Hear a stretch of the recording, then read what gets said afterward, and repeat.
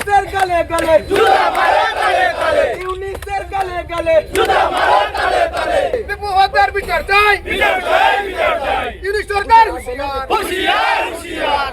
দীপু হত্যাকাণ্ডের ঘটনার প্রতিবাদে সরব হল বাজারিছড়া। মশাল হাতে প্রতিবাদী স্লোগানে মুখরিত হয়ে ওঠে রাজপথ। বাংলাদেশের সংখ্যালঘু নিরাপত্তা নিয়ে একাধিক দাবি ওঠে প্রতিবাদ কর্মসূচিতে বাংলাদেশের অন্তর্বর্তী সরকারের প্রধান ডক্টর মোহাম্মদ ইউনূসের কুশপুতুল নিয়ে প্রতীকীভাবে ক্ষোভ প্রকাশ।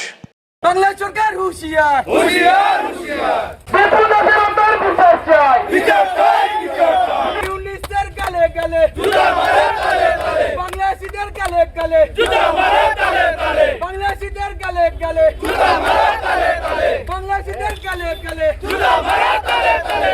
ভারতের প্রতিবেশী রাষ্ট্র বাংলাদেশের সংখ্যালঘু সনাতনী যুবক দীপু চন্দ্র দাসের মৃত্যুর ঘটনাকে কেন্দ্র করে শোক এবং ক্ষোভের আবহ তৈরি হয়েছে বরাক উপত্যকায়। এই ঘটনার প্রতিবাদে রবিবার রাতে শ্রীভূমি জেলার বাজারিছড়ার প্রতিবাদ কর্মসূচির আয়োজন করা হয়।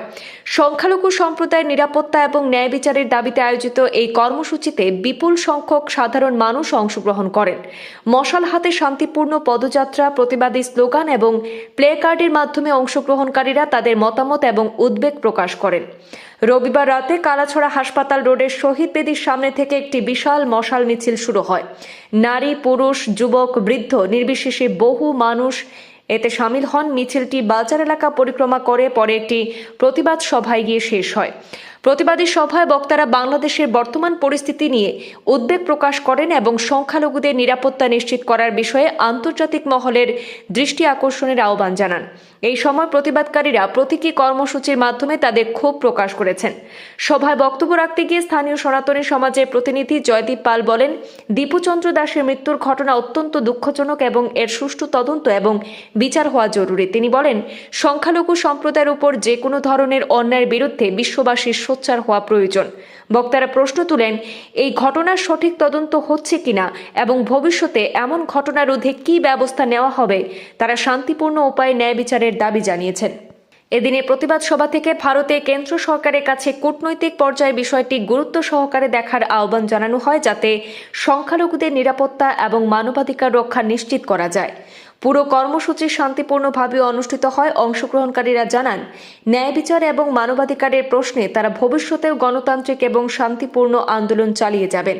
এই প্রতিবাদ কর্মসূচির মাধ্যমে বাজারিছড়ার মানুষ সংখ্যালঘুদের নিরাপত্তা এবং মানবাধিকারের পক্ষে তাদের অবস্থান স্পষ্ট করেন।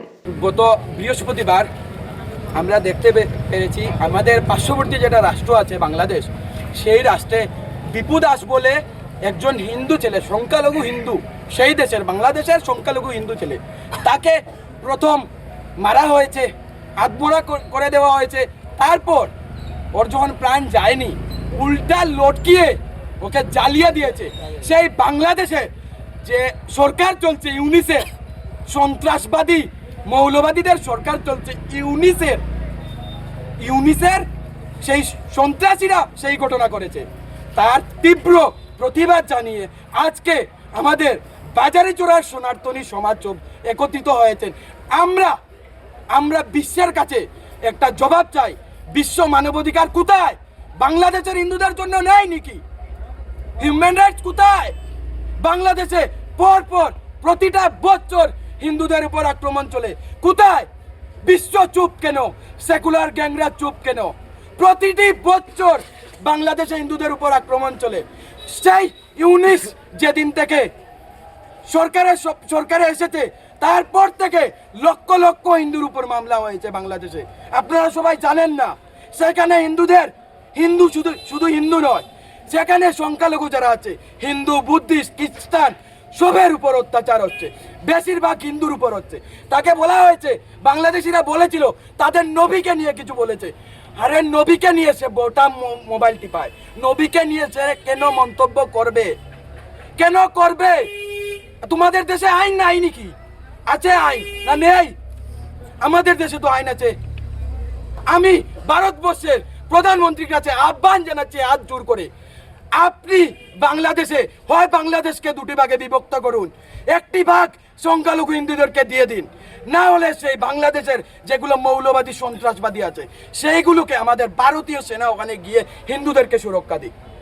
আমি প্রধানমন্ত্রীজি গৃহমন্ত্রীজির কাছে আমি আমাদের ভারতবর্ষের বিশ্বের হিন্দুর হয়ে সেই দাবি করছি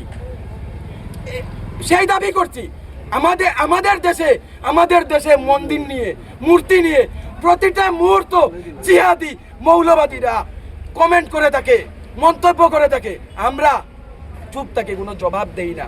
আমরা তাদের মতো তো জ্বালিয়ে দিতে পারি। আর ওখানের কিছু মৌলবাদী ইসলামিক সন্ত্রাসবাদীরা বলেছে নর্থ ইস্ট দখল করবে। আমরা এখানে বুর্গা চুরি পরে বসে আছি কি? আরে আসো, যদি 72 হুরের কাছে না পাঠিয়ে দেই তাহলে বুঝবে। 72 হুরের কাছে পাঠিয়ে দেবো বললাম। আসো, তোমাদের যদি বাপের ক্ষমতা থাকে, আর পুরা ডাইরেক্ট চলে যাবে জাহান্নামে চলে যাবে। চুরি পরে বসে নেই, আসো নর্থ ইস্ট দখল করে দেখা। এই হুনেস, তোদের যত সন্ত্রাসবাদী আছে সবাইকে বল নর্থ ইস্ট দখল করার জন্য। 72 হুরের কাছে যদি পাঠিয়ে না দেয় তাহলে বলবি। আর এখানে আমি আসামের মুখ্যমন্ত্রীকে ধন্যবাদ জানাই, বাংলাদেশিদেরকে উনি উচ্ছেদ করছেন এবং মাদ্রাসা আসামে বন্ধ করে দিয়েছেন। হিন্দু হৃদয় সম্রাট, তার জন্যই বলি হেমন্ত বিশ্ব শর্মাকে। আর আমি নরেন্দ্র মোদীজির কাছে দাবি জানাচ্ছি ভারতবর্ষের প্রত্যেকটি মাদ্রাসা বন্ধ করার জন্য।